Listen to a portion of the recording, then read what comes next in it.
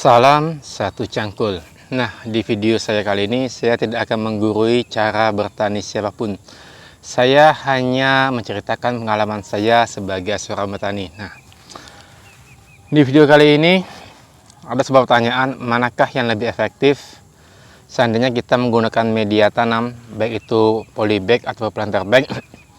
Mana yang lebih bagus sistem pemupukannya? Apakah dengan sistem kocor ataukah dengan sistem tabur atau dibenamkan ke dalam tanah? Nah, berdasarkan pengalaman saya sebagai petani, maka pemupukan dengan cara ditabur atau ditanamkan di dalam tanah dengan kedalaman kurang lebih sekitar 1 ruas jari ini, maka itu akan lebih efektif dibandingkan dengan kita melakukan pemupukan dengan sistem pengocoran di media tanam planter bag ataupun di polybag.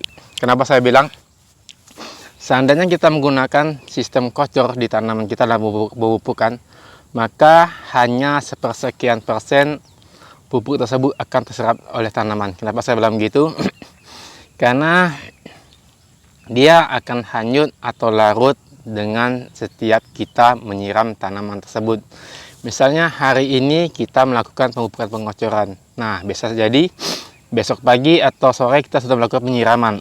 Jadi dia akan keluar melalui rongga ataupun lubang yang tempat drainase dari planter bag ataupun polybag kita. Namun seandainya kita menggunakan sistem tabur atau sistem tugal, maka dia akan sedikit demi sedikit akan larut dengan secara terus-menerus melalui penyiraman setiap harinya, dibandingkan kita melalui sistem pengocoran.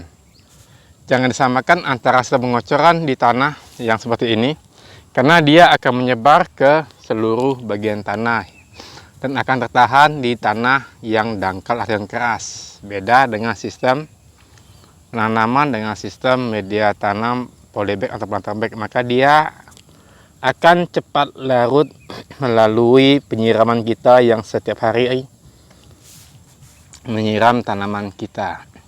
Ingat, sekali lagi, ini hanya berdasarkan pengalaman saya, bukan menggurui cara bertani siapapun, karena cara bertani setiap orang itu berbeda.